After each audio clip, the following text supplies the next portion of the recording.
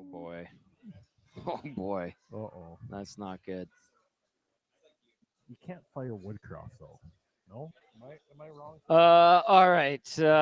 It is the Oil Stream post-game show here at Edmonton Sports Talk, live on location at Boston Pizza Capilano.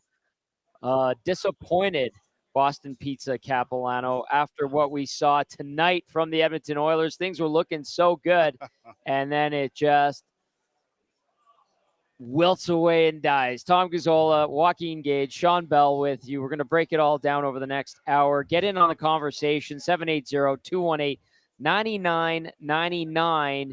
Or if you're in the nasty chat, get in there too. And I can see the nasty chat is going. Let's start, like we always do, with the scoring summary from tonight's Oilers loss. 7-4 to the Minnesota Wild. 6 straight loss in Minnesota. Not that it matters when it comes to the Oilers in mini. First period, we're going to be talking about this gentleman quite a bit today. Evan Bouchard scores his second of the season to open things up just 54 seconds in. Slapper from the point. Kane and Draisaitl the assists. Not long after, at 7:47, it would be Marco Rossi, second of the year, from Hartman and Middleton. We're going to be talking about Hartman a lot tonight as well, boys. That one off a deflection. Okay, this guy had a big night tonight for the Oilers. Warren Fogle, second of the season from Bouchard and Ekholm at 18:27 to give Edmonton the lead. And you think, all right, they got a lead going into the second period. But wait, because 34 seconds later, Ryan Hartman scores his second of the season from Middleton and Addison to tie things up at 19:01. Off to the second period we go, tied at 2 when Warren Fogle goes in. I didn't think this was a particularly great goal. Nice shot. Uses the D-man as a screen. Gets over the glove of Philip Gustafsson. Fogle's third, second of the night from Nurse and Hyman. 32 seconds in. You were talking about great starts. 2 great starts to their periods for the Oilers tonight. All for naught, because going into the third with that 3-2 lead, Ryan Hartman would get the equalizer just 38 seconds in. Second of the night from Zuccarello and Kaprizov, 3-3. Oh, by the way, here we go again. Matt Zuccarello's second goal of the year at 6:48 from Kaprizov and Hartman to make it 4-3 mini. And then Joel Eriksson Ek for fun, his fifth of the year in front from Maroon and Johansson, 5-3 mini. Evander Kane would make it 5-4. The Oilers get their first third-period goal of the season. My goodness, it's game number 6, and we're talking about their first third-period goal. They finally got one to make it 5-4. That coming on the power play. Bouchard and Draisaitl the assist, but all for naught because at 15:50, Hartman hat-trick goal from Middleton and Kaprizov to make it 6-4. Oilers pull their goalie, Marcus Foligno, into the empty net at 16:37 to make it 7-4. Okay. Stats, 31-29 are the shots on goal. The Oilers win the faceoff battle, 60-40%. Power play goes 1 for 5. Guys, PK, 3 for 3. That's a good night for the PK. It's going to climb up the ladder a little bit in the league. Then the hits, 18-14 in favor of the Minnesota Wild. Block shots, 15-13 in favor of the Wild.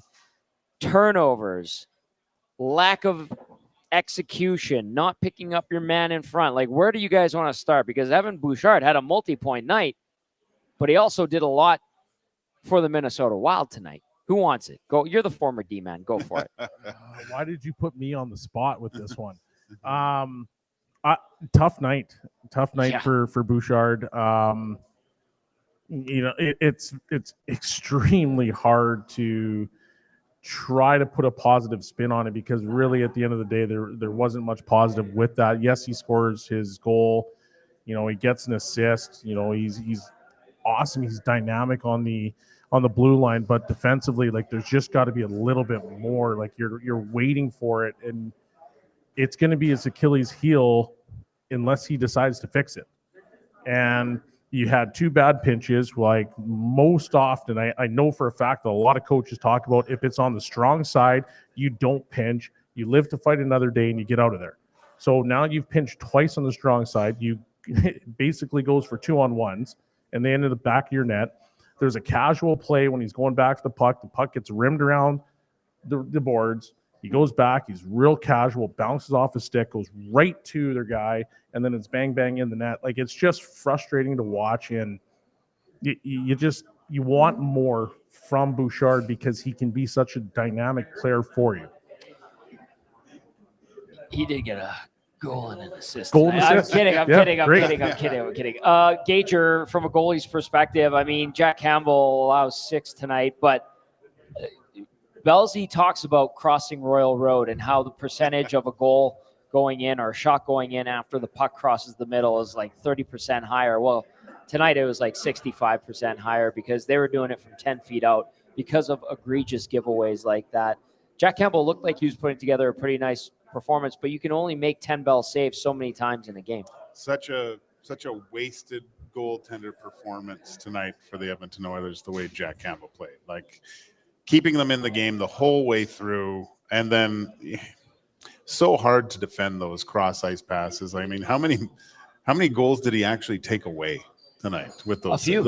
Definitely a few. That's, I mean, you're going to make some big saves at certain points in the game, your NHL goalies, but he made key saves. He was what I talked about before. The Oiler goalies need to start making key saves in key moments to keep the Oilers tied or ahead by a goal, and that's what they were doing.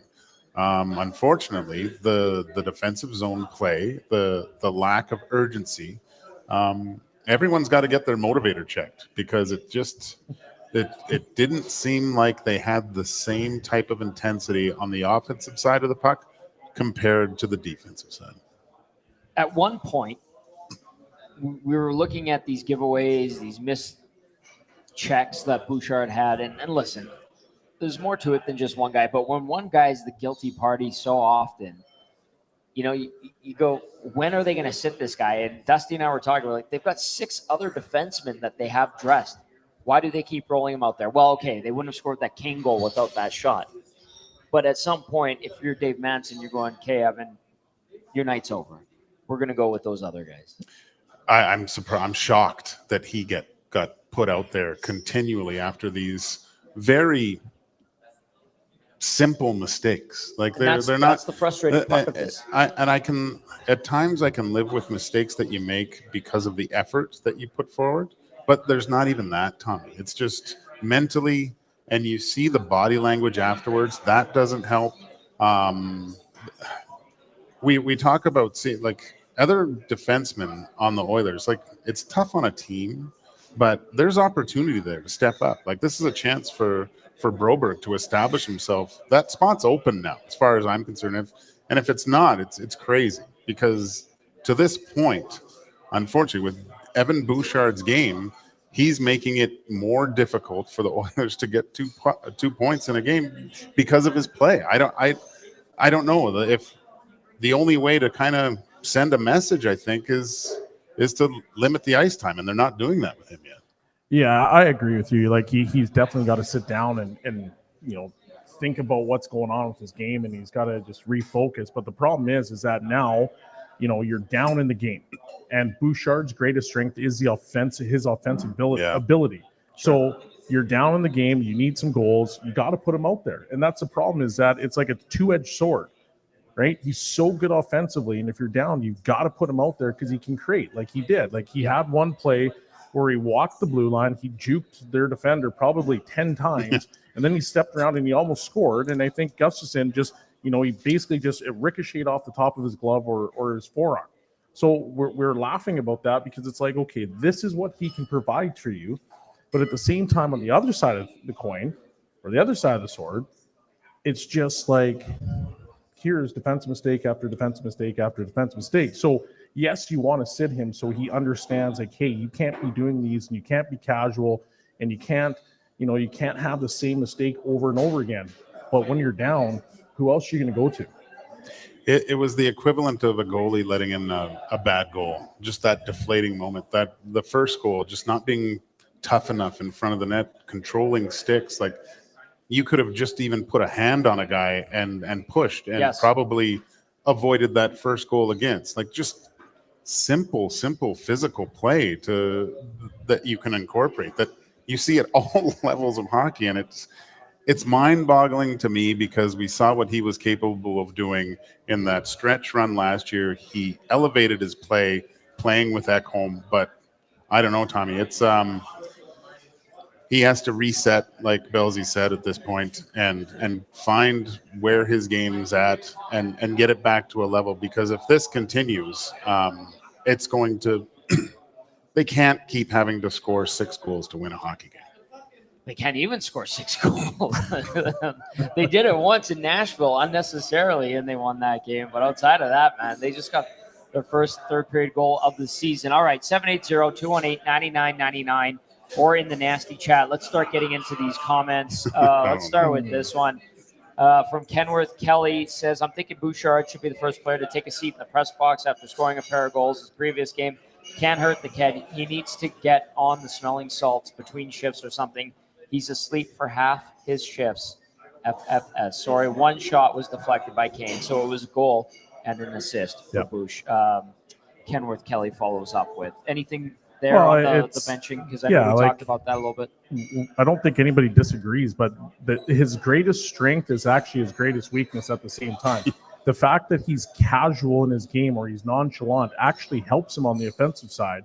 But because he's casual and nonchalant and there's a ho-hum attitude on the defensive end, it's not great, because in the defensive end, you got to take away, time and space. You got to be quick to spots. You got to be a little bit more aggressive. But on the offensive end, you want to be super patient. Right. So once again, it's a two-edged sword with Bouchard. And I think you have to live and die a little bit with what he's going to give you. But at the same time, you don't want to live and die with the mistakes that he's made, because those mistakes are glaring. And when you make 4 or 5 of them and they all end up in the back of your net, well, now you have the entire city talking about it, and that's not good. Where's playoff Bouchard? Where's stretch drive Bouchard? He's done it before 2 years in a row. I don't get it, Tommy. I really have no idea where this, and maybe it, you heard coming into the season and then seeing the performance. Was it a case of the Oilers reading their press clippings too much? Right. They all this talk, cup or bust. You got to go through the regular season first, and you had to know going into this season that you were going to get every single team's best game. So I was encouraged by that, because they're going to have to be ready. This is going to prepare you even more. There's not going to be an off night, but it's completely reversed. And I'm not saying we're kind of looking at one player. I did like the start of the Oilers. They started great. Yep. Warren Fogle, unbelievable game tonight. Raised the level of his game. Janmark, I thought, had a really good game up top. Had some chances to score. Everything was looking good, but those back-breaking, simple mistakes, it lets the air out of the tires of the team, and it's so hard to recover from those. Again, they beat themselves. The Wild played an okay game. Their goalie Gustafsson wasn't a world beater by any means. There was the opportunity to take those 2 points for sure. And again, just simple plays that are so easy to take out of the game, just with a little bit more intensity, a little bit more focus. That was the mood in here of the depression. It was a good vibe here at the Capilano BPs. Great vibe going from the second to the third period. Great giveaways from our friends at Molson. Heritage Classic McDavid jersey, I think it was Tyler walked away with, but just deflated after that first goal went in to start the third period. And all it took was 38 seconds from Hartman. You know what? I'll say this. There were other players that had particularly rough nights. Yeah. Looking at Nugent Hopkins, donuts across the board until you see the -4. One shot, 46% on the dot, 19:44 time on ice. Not a great night for Nugent Hopkins. Fogle with 2 goals, still a -3, but at least his motor was running in the offensive zone. And the forechecking. The one guy that Bellsy and I said, geez, we haven't heard that guy's name but Brown. We heard it at the end. I know it's a year off, but there's ways that you can get engaged into the game. Evander Kane's doing it. He's playing on that edge, getting in fight, and the fact that that's not bringing more people into the fight as well. It's so pedestrian at this point. Watching Evander got in a little bit of a tussle. It didn't have the effect it usually does at that point of the game to bring everyone in and get things going. This team's in trouble, I think, Tom.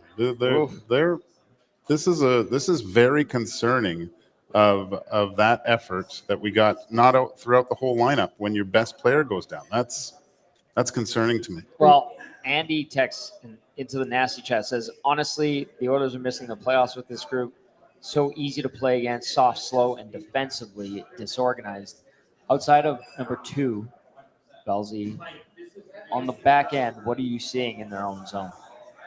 I just think they're slow to spots. They, you looked at the one goal, and Minnesota is literally passing pucks around the outside, and guys are just waiting to cover their guy, and then all of a sudden it gets lost because they've gone through seams multiple times. The puck's on the net. Like, they essentially created a little chaos, and the Oilers didn't know how to deal with it. And the problem is in the defensive zone, once again, you take away time and space. And when we watched that one clip or that one goal, there, like, everybody was just standing around watching. There was no communication. There was no gusto. Like, close on this guy. It's the same thing. I talk about it all the time with my team. I'm like, well, if you had Sidney Crosby on your team, would you give him time and space? Or like, no. And I'm like, okay, well, then why would you do it to this guy? So take away time and space, because you know that guys in the NHL, and they're all good players, if you give them time to make a play, they're going to make a play. So you have to be able to jump to a spot. You need to be able to have a good stick. You need to be able to put the body on body and be physical and make it hard. Like, make them earn something. But in a couple of shifts, they're not earning anything. They're just watching this puck go around. And then, okay, well, I get dizzy because I'm watching this thing get zipped by me 15 times, and then it's in the back of my net. That's what's going on defensively.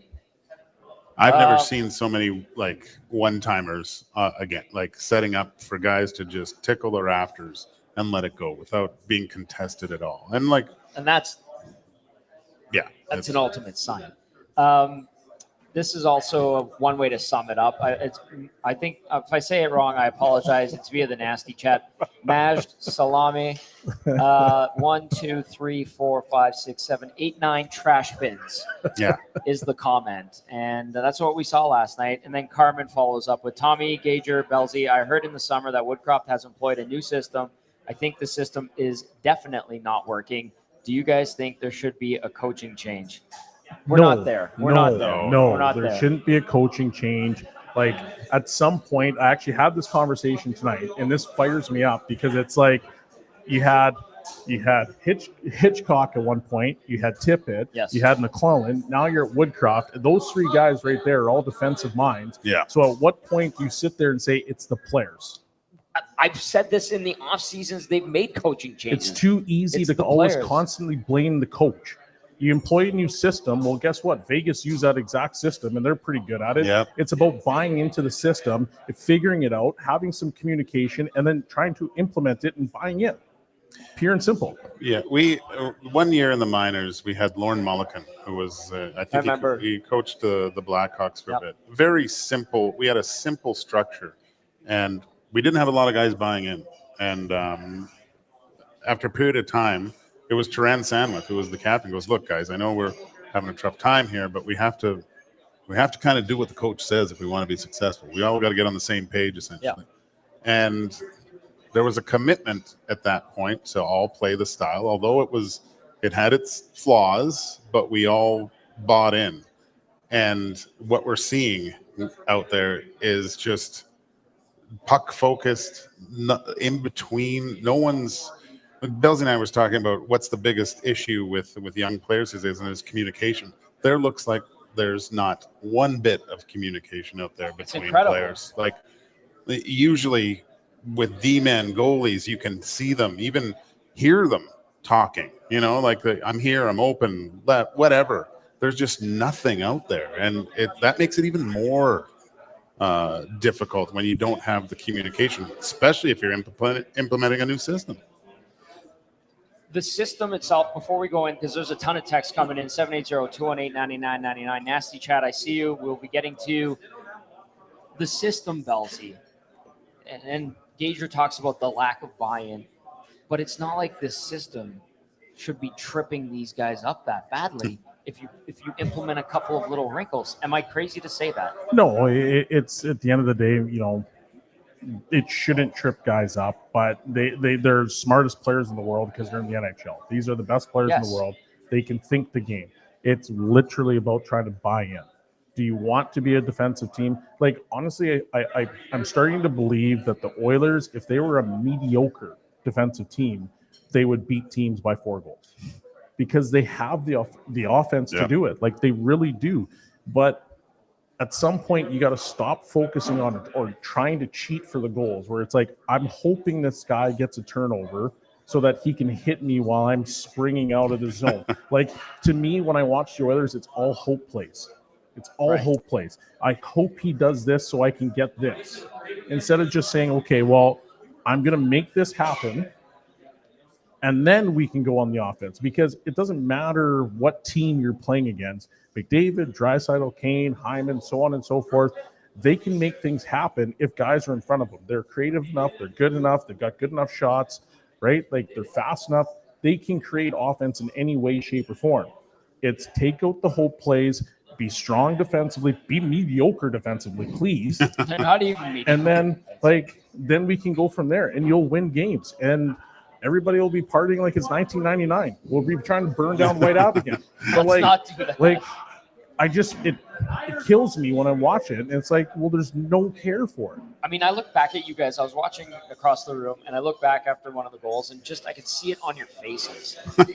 It was like a mix of disappointment and surprise at the same time, because it was like every bad thought in the back of your mind about this team came to the forefront, and you couldn't hide it on your expressions. Gage, sorry to interrupt you, but do you remember, like, back when we played, you always heard the coach, like, it was like 3-goal spread under 5 minutes, and you're like, all right, well, time to make them earn it. Yeah. I watched this game. I'm like, okay, so Bouchard pinches where he shouldn't pinch, but instead of even looking for the puck, he doesn't look for the body at all. Why can't you just blow this guy up? Like, okay, well, he scored, blow him up. Like, do something to, like, add a little bit of, like, spice to the game, but you're not even doing that. That's what's concerning, and I forget where I heard it. Just the recovery from a bad play with certain players. Yeah, you're going to be down, maybe on the bench, whatever. But there's a response that you're looking for. Where, we see it with, say, Leon. He's having a bad game. Might take a bad slashing penalty at the end, but it shows that. But you're okay with it because you're like that. Okay, he's got a little bit of jam here, and he's not okay with the fact that this is going badly. Yeah, he's mad. Like, Evander Kane's upset at his ice time. So what is he? He's fighting guys to get not only, I think, himself, his team, but just to change something that he's doing. And with certain players, there's just not.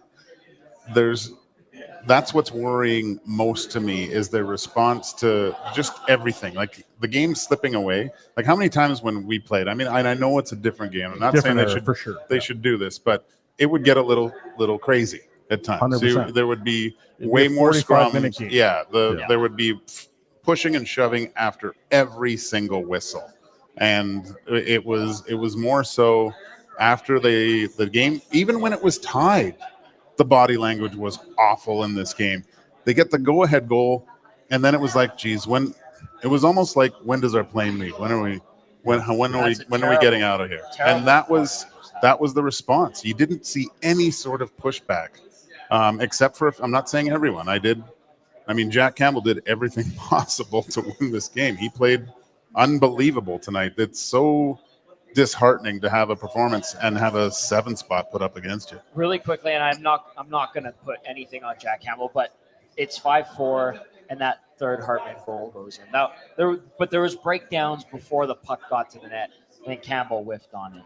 Not a great goal, but Hartman kind of whiffed on it too. And double whiff. You got to bring the whole package, be solid. He was there, and if he was in good position, he would have stopped it, but. Hartman does a play that no one would do at that point. It's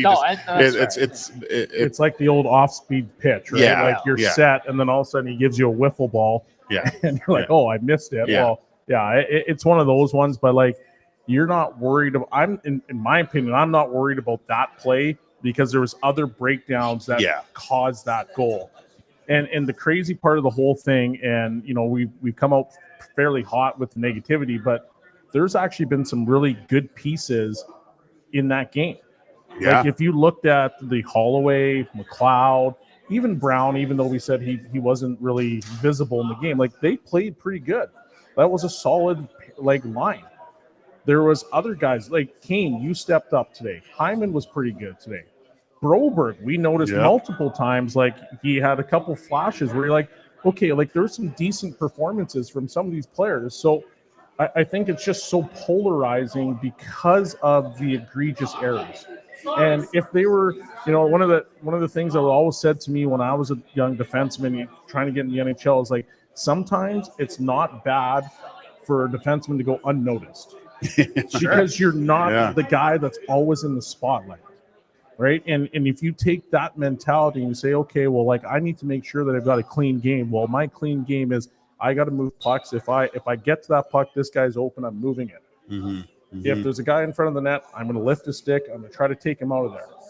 Right. That's a clean game. It's not sexy by any stretch of the imagination, but it's clean and nobody notices whether you did something good or you did something bad. And that's sometimes okay.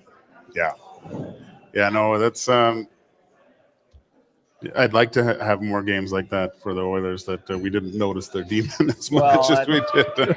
We're 6 games in, and that hasn't happened yet. Yeah. All right, we're going to go into the inbox right away here. We'll just do a quick cheers to everybody that stuck around tonight at BP's Lounge here at BP Capilano. Shout out to everyone here for us, EST Oil Stream Postgame Show. Thank you, everyone, for being here. Salute. There we go. Cheers, all right, fans. let's go into the inbox. Let's unleash the beast here. This is from Al Bundy. Great name. Al Bundy says, "Hi guys, you're the best part of watching Oilers hockey right now. Sorry about that, and thank you. When do we scrap this terrible defensive system altogether? Bouchard led the team in D-zone or in zone denials last year. This system relies on playing in zone defense versus zone denials. This system does not fit this team. They look slow. Their rotations are brutal. They have no idea who to cover." I think you guys summed that up nicely. Can I touch on that actually? Yeah, Zone defenses are actually the easiest defenses to teach. So there's that. And then the fact of the matter is, I think what's happening is when, being slow is the fact that they're overthinking what's going on. They're still they're implementing a new system. They're trying to learn it and they're being slow reacting. So I'm hoping that things change down the road, but zone defenses are actually the easiest one to teach. Yeah. Again, when I watch it, it just seems like such a lack of communication of when to go and when to stay back. That's how many times do you see when the other team has they get a goal, you see the defender in kind of that limbo where do I go? Do I that's what they need to work on. It's communication with your partners and things, and it just it's frustrating. I understand what everyone's looking at. Cass calls that intentionality. Oh, there's Dusty walking by telling you how to hold the microphone. Do we tell about Dusty what he said in between the second? I think you got to do it. No. He said he would take it. He would. He said he would take it. Are you saying let yes it out. to that? Yeah. Cat's out of the bag. Go ahead. Tell the story. Well, so we're giving away some great prizes. Thanks, Molson, for doing all this, and 3-2 win going into the third on the road in Minnesota, where they haven't won in a long time. And since 2019, since 2019, I mean, I won 2 games there, but we're not talking about me right now. Dustin Nielsen said that, as the Oilers bring this win home, and there was still 20 minutes of play, it's the equivalent of saying a goalie having a shutout with this fragile team. A lot of this is on Evan Bouchard, but a portion is on Dustin Nielsen. What makes it worse, Gage, is the fact that we literally said to him, "You better knock on wood," and he said, "No, I'm going to own this." What was it? The equivalent of verbal wave. The verbal wave. Yeah. Big Uke. Down the wave. Big Uke Big yelled at him. Uke is usually texting into the show right now. He's just telling us straight up from the next table over. Thank you, Big Uke. Big Appreciate Uke. it. That was Shout out to I Big Uke. chuckled at that when Yeah. you did a verbal wave. You did a verbal wave. Dustin, I understand trying to put some positive juju into the into the universe. But yeah, you got to hit that wood if you make a claim like that. Let's go back into the inbox. Tommy, what a waste of Campbell's best performance as an Oiler. You guys will dissect it much better than I can. But am I wrong in thinking the Oilers do not shoot enough, especially on the power play, where they seem more content passing the puck around for the perfect setup instead of just going to get pucks on net? Do you want to give a goalie's perspective? Like, is it too easy to read the Oilers' power play right now, or no? Tonight, I thought they did an adequate job of funneling pucks to the net. They're way more successful when they do that. Their puck retrieval after shots directed to the net is unbelievable. How they can steal pucks in and create second chances and start that chaos. I didn't have could they have shot more? Yes. I would like to see them establish the shot more because I think that opens up everything else during the power play. But I thought it was okay. They did connect. Every team is looking to try to go through the seams, right? And if you looked at Minnesota, they did the exact same thing. Yeah. They were just able to capitalize on their chances or their seam passes. I think there was one shift where they had like 3 seams in a row to Kaprizov. One went off the post. So every team is looking for the seams for the exact reason of crossing Royal Road, which increases your chances to score by 30%. So every team is looking to do that. Can they establish more of a shot presence from, Bouchard up top? Yeah, maybe. But once again, the game is seam passes, trying to make that goaltender move. KCF says, instant reaction. Other players played better, getting ice time. Need to roll lines when Mr. I'm leaving home at 15. Spoiled brat gets back. Ooh, KCF coming hot. I know KCF likes to throw the hot tamales into the inbox. Couldn't bury chances on power play in first period. Campbell is too inconsistent. Can't play him. Team D is not an NHL level D, either due to systems, coaching, player, game IQ, or a combination of all three. Unlikely to make playoffs. KCF, that instant reaction, he gets fired up. So that's blowing off steam from KCF. Another text says, when's Gleason coming up? We also need some real grit. Never. Sorry, buddy. I don't think. Yeah. Do you want to hit on the Gleason thing? Well, He's just like a depth defenseman. It's a depth defenseman who also is going to be plagued by cap casualties, I guess, right? That's the correct word? Yeah. Cap's an issue, so not happening. Another text saying, bring up Gleason. I don't think he's going to be the savior. This one says Bouchard needs to be traded. He has value. We need to win now. CC brutal. Needs to go to the AHL. Nurses incompetent. So another fired up Oilers fan there. That's just given. And people are like, why do you read those? We're showing you one side of the pendulum, and then it always flips back to the other side. We're giving you both angles from tonight's reaction. This text from Roland says, lots of defensive problems, but why is Warren Fogle usually the best forward this year? Roland, when Warren Fogle is the best forward for your team in a game, there's problems. And that's not taking anything away from Warren Fogle putting together a good game. But when he's your best forward, I didn't play anywhere near the NHL, but I think it's safe to say when Warren Fogle is your best forward on a team like this, that means you're not having a successful night. Yeah, and I was talking to friends and we talked about Connor McDavid being out of the lineup. I really expected a lot more out of Leon tonight, and we making comparisons of Crosby being injured and Malkin stepping up and putting the team on his shoulders and doing amazing things. Look, if Connor's out for this 2 weeks, Leon's got to be the best guy. It should be no question who the best Oiler is on a consistent basis every night. That has to be Leon Draisaitl, and he wasn't tonight. He wasn't even close to that tonight. So I think the biggest thing that frustrates Oilers fans is they've seen the potential of all these players that we're talking about that had rough nights, and knowing that the potential's there and not seeing it with this first small sample size of games, that's what makes it so frustrating, I think, for the most part. If these guys sucked for forever, then who would care, right? Right. But the fact that the excitement that was building at the beginning of the year, and you mentioned the captain's skates and the talk of getting off to the right foot. Jack Campbell really prepared himself to have a great year this year. That was encouraging.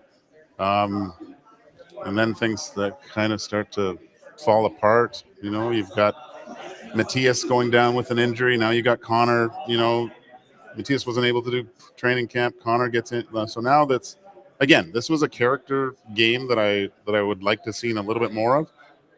They're going to have to get past this and go into a pretty important weekend here with some games coming up that it happens quick, and we're looking down the throat of American Thanksgiving. The Oilers have to make a move here. Roster wise, or just start? No, playing make a better? move in Yeah, the standings. Make a move in the standings. People. Yeah. Sorry. Yeah, no. All Well, good, if you want to put a positive spin on it, every team goes through adversity. Yeah. When do you want to go through that adversity? In the playoffs, middle of the season, start of the season, right? You talked about Ekholm going down early. Campbell wasn't great. Skinner wasn't great. They lost McDavid, blah, blah, blah. Like, maybe this is what they need. Maybe this is a rallying point to say, okay, like, guys, we need to come together and we need to figure this out ASAP so that we can move forward. Like, that's just maybe trying to put a positive spin on it.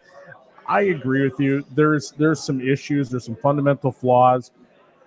But if you're a coach and you know that the team you have, maybe they have to go through this adversity now so that they can come together as a team. They went through something together, and now they become stronger out of it. And then once they get rolling, then they're rolling. That's a positive side of the things, right? Like, but it's hard right now. I get it. Trust me, I'm fired up right now because it's like, man, how can we make this mistake? But at some point, we got to try to find, I guess, that positive lining. And every team goes through the adversity. Yeah, every team does. Andrew via the nasty chat says this reeks of 2017-18 and the mishandling of expectations. Unhappy face. Yeah, but I thought about that too. But then one of the things I liked about the Oilers this year was the maturity level. Like, they're older, right? Yep. You see, when you go into games or seasons where guys are having kids and guys are married, you're becoming more of a family. There's more thing, and I thought that, you know what? Okay, they're too mature to have that be an issue. Yeah. But it's sometimes hearing how great you are is really great. And you start sometimes believing your own stuff. Something has to change here. You got to think that this is. I look at this game as kind of a rock bottom. This feels like it. This feels like rock bottom for the Oilers because of just. I mean, we were still optimistic. They had it in their hands. Yeah, they had it. This was a winnable game. This was till Dusty said the start of the wave. It was a winnable game. So I guess you can take those positives too. But I look at it as rock bottom right now. Yeah, it's a tough loss for sure. Like you can't understate how tough of a loss it was. Okay, we're going to go into the Oilers locker room down in Mini, but I want one of you to read this text that came into the inbox, 780-218-9999 from Matt Kasayan. Who wants it? Gage, you want it? So much for my 8-2 start prediction, Cass. Well, you jinxed him, Cass. Yeah. Don't do the first 10 games. Do the first 5. No more laughing. Let's go inside the Oilers locker room and hear from Jack Campbell. Yeah, super competitive game through 40 minutes, I'd say, and guess just disappointed feeling in here. We scored enough to win. They made some really nice plays and capitalized, and of course I'd love to make some more key saves for the guys and get 2 points, but they made some good plays. I gotta go back to the tape tonight and watch it and see what adjustments I can make, and as a unit I know we can tighten things up too. You were outstanding, Jack, in the second period with the saves that you were making. Warren Fogle crediting that to you as well. Is it a matter of building on that momentum? Well, first and foremost, Fogs has been playing great, so nice of him to say that, but he deserves a lot of credit for not even just scoring, but just the compete in his game and the fire, and I think that'll rub off on our group, and he just needs to keep setting that leading the way. And for me, it's just about not getting frustrated, learning from it. A lot to learn, especially when you give up 6, and that's exciting to look and see what I can do better and be ready to practice tomorrow. From your vantage point, how did you find that your team responded without your captain in the lineup? I think that's the most frustrating part about the game is we did respond. Even when they went up 5-3, we scored, or 6-3. I can't even keep up with it, but we scored again. Didn't give up, and just kind of second period came out, and Fogle's got a great goal for us, and PK did a great job, and disappointing. It looked like things were going our way, and blink an eye, and they make some good plays, and it's a tough one. Jack, are you able to maybe just walk us through that save on Maroon on that 2-on-1? It's early in the season, but kind of a candidate for save of the year. I know you'd rather have a win, but how did that kind of play out in front of you? Yeah, is it Kaprizov on the left? Yeah, he all night was making some good plays with his poise and kind of got me to bite, and just tried to keep it out of the net, and fortunate it stayed out. Okay, there's Jack Campbell. Just watching him, I know that there's people listening on the audio stream, but watching him, he looks dejected. And I know he said some nice things, and he said, I have to look at what I can do better, but there's a guy that looks like he's got nothing left in the tank, and to me, that's a guy thinking, what the hell just happened? That's my read of looking at him and listening to him. Gage, is that fair? For a non-goalie, that's a good description of what you think what I liked of what I heard from Jack Campbell is they made some good plays, and he wasn't taking the onus of, sure, you would have liked to have made a few more of those saves, but I think he kind of was saying, look, you guys, I need some help here. Right. Like, him and Fogle were the Oilers' 2 best players. So Jack Campbell was amazing in that second period. I like that he's not taking the full brunt like we saw last year. He's kind of distributing the loss with everyone. It's a team game. That's really encouraging with Jack Campbell. I mean, to hear him say that he's going to go back and watch the tape, yeah, maybe you can look at a few positioning things coming across, what maybe you could have done better, but geez, like, Jack, that's most of those goals are you hope it hits you. And most of those, and that's the point. Like, outside of the Hartman goal where he whiffs on it, is there a goal that you're like, he should have had that? I don't think so. I don't think so, man. He played unbelievable tonight. He gave them a chance, and you mentioned this, I think, 3 or 4 times. You're like, goaltending's got to give you a chance. He's got to make the stop, and he made multiple stops. And so that's why, once again, it's just super frustrating because he gave you what everybody has been asking for, and it's other errors that make it hard, and they give up 7, and it's because it wasn't his fault. Yeah, right? And the other thing the other thing he said that, like, Fogle, he mentioned the fire and drive, and hopefully that rubs off on other players. That was, how does it not? How does it not a guy raising his game, scoring 2 goals, and get everyone else to buy into that program? That's the motivators weren't operating. No, they weren't. Speaking of Warren Fogle, he did speak to the media following the Oilers 7-4 loss in Mini. Let's hear from the 2-goal man. To the pace of that game is back and forth the first period and then the second period to control a little bit, and then through the third period. Yeah, I thought we were real competitive those first 2 periods. There was some back and forth, but we stuck with it. Soupy was unbelievable. Made some crazy saves. And then the third, just a couple of easy goals against. We're kind of hurting ourselves on those ones, and this group has it in us to get out of this funk, and we just gotta continue to be competitive, but we gotta do it for a full 60. When Jack is making saves like that, is it just a matter of being able to latch on to that momentum? Yeah, for sure. Like I said before, he made some crazy saves, and that's all you can ask from your goalie is to make big saves in big moments, and for our group to respond. And unfortunately, we just didn't do that in the third period. Speaking of big performances, you had 2 goals yourself. Is that anything that you're able to kind of take away and be proud of, or is it something that kind of spoils it with a loss? I don't think there's anything to really be proud of. We got 1 win, so it's back to the drawing board. But I believe in this group. Guys are working hard. It's just the little mistakes that are just killing us right now, and we just need all guys on the rope, and I know we can do that. What do you guys think needs for the power play, especially at the beginning there when you guys have that 5-on-3? How do you think power play is clicking, and what do you think maybe can be done differently? Yeah, I thought they had some looks. In the third period, that was a huge power play goal, to make it a 1-goal game. It gave us some momentum, and then giving up the 4-on-4 goal kind of just kicked us there. But I thought the power play scored a big goal when we needed to, being down by 2 to make it a 1-goal game. How did you think of your team's performance? I know, of course, missing Connor McDavid, opportunity to step up. How did you think your team responded that way?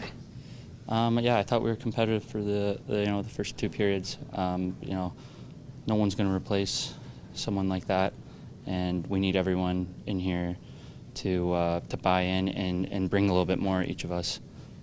He's a huge part of our team, and if we have everyone doing a little bit more, I like our chances of being competitive.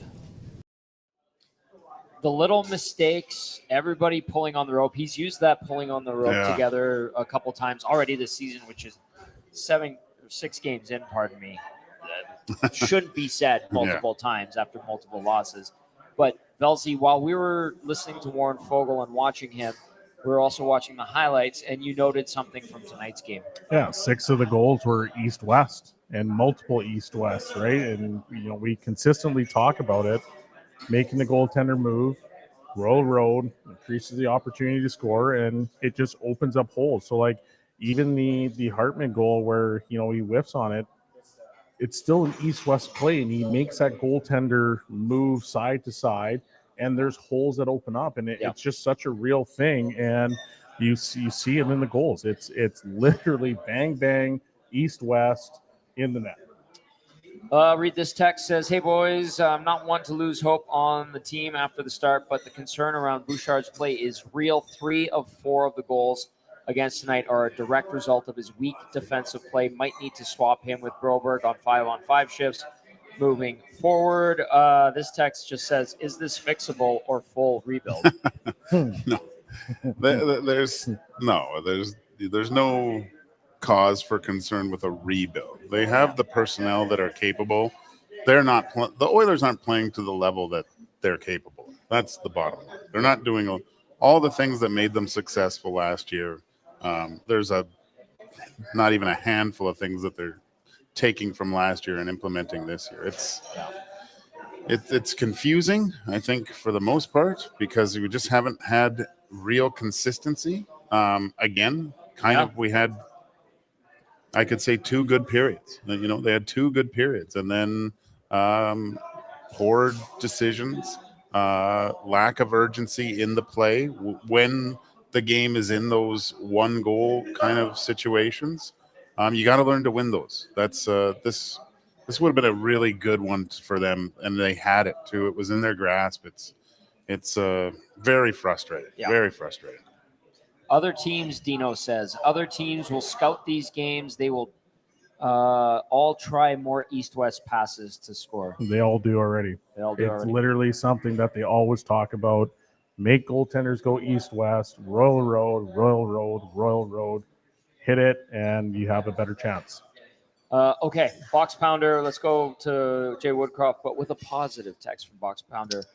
Lousy game, but great show, guys. This team needs to go get drunk together. They tried everything else. Cheers, Box Pounder.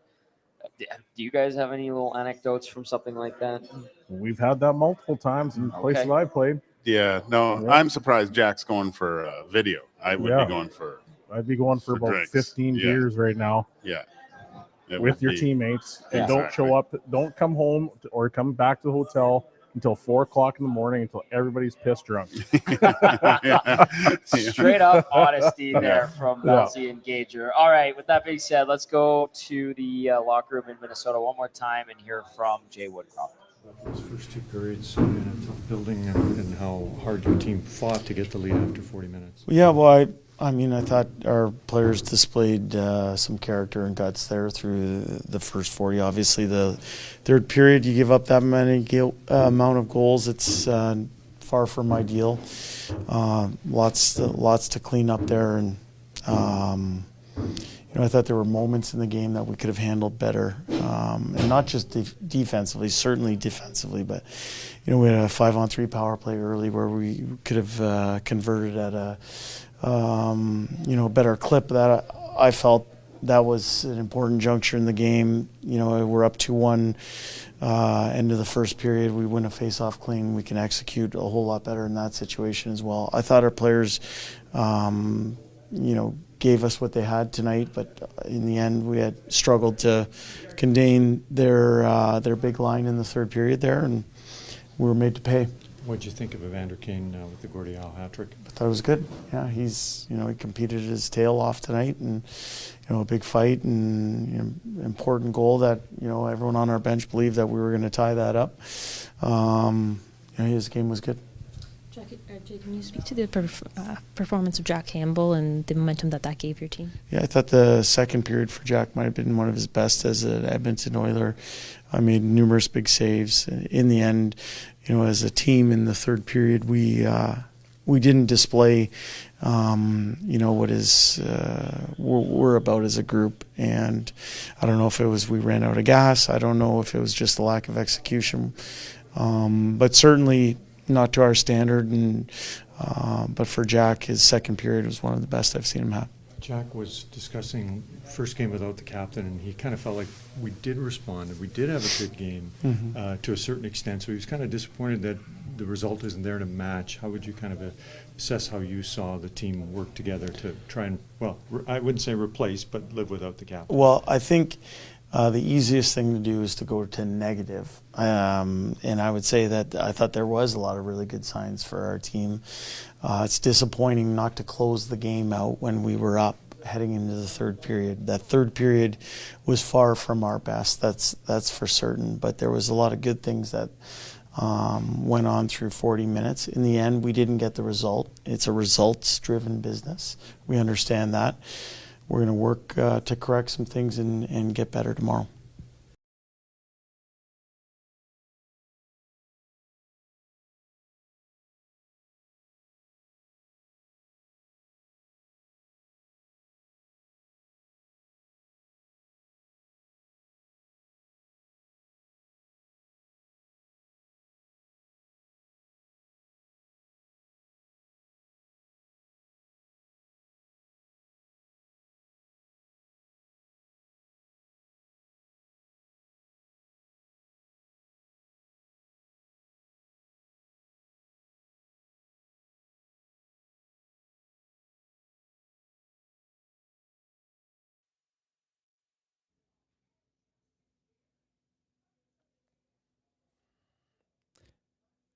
How's it going, guys? This is YouTube Trev. If you guys can hear me, definitely drop a comment down below.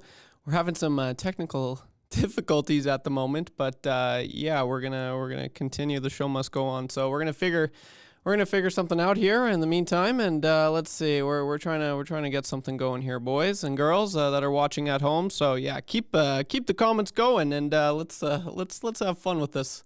Let's have fun with this. Yeah. So YouTube Trev's gonna give this a crack at the can. Let's see what he can do here. Yeah, oh yeah, there's the comments coming in. We don't have the camera quite set up, but can only hear you, Trev. Look at that. Oh, that's awesome. So we're gonna have fun with this, guys. Yeah, I'm curious to see if they're gonna toss me the plan or the player of the game. I'm sure that's something that they were gonna ask me pretty soon here. I don't know if I want to dive into that quite yet, but I'm curious what the boys are doing right now. So yeah, what are my thoughts on the game? I know a lot of you are probably just dying to hear what what I have to say. So honestly, it was a tough one to watch as an Oilers fan. It's another Oilers game that they just seem to shoot themselves in the foot, and it sucked. It was a wasted game. I feel like the Gage kind of referred to it earlier. for both Jack Campbell and for Warren Fogle. Since the Oilers, we got something. I hear the boys, so we're gonna try and get some picture pretty soon here. Oh, Tommy, can you hear me, Tommy? Yeah, I'm keeping it coming. I'm keeping it going, Tommy.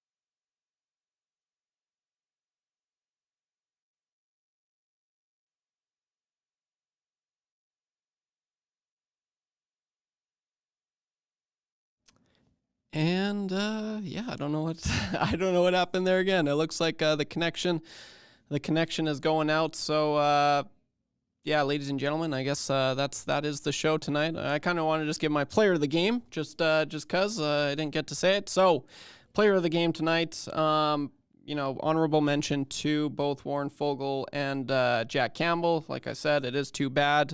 Warren Fogle, I can honestly say that was the best game I've ever seen him play as an Oiler. But unfortunately, the Oilers didn't win tonight, so I'm going to have to go with Player of the Game by Damon Bunting. I'm pretty sure that's who it is. It's Kirill Kaprizov. Man, this guy's an absolute treat to watch. Just tremendous hockey player, super shifty. He was making plays out there every single shift. So Kirill Kaprizov, he is the Player of the Game. 3 points. Oh, man, you guys are just so... I'm laughing reading at the comments right now. 3 points, 3 assists, 3 apples for Kirill Kaprizov. He is your Player of the Game.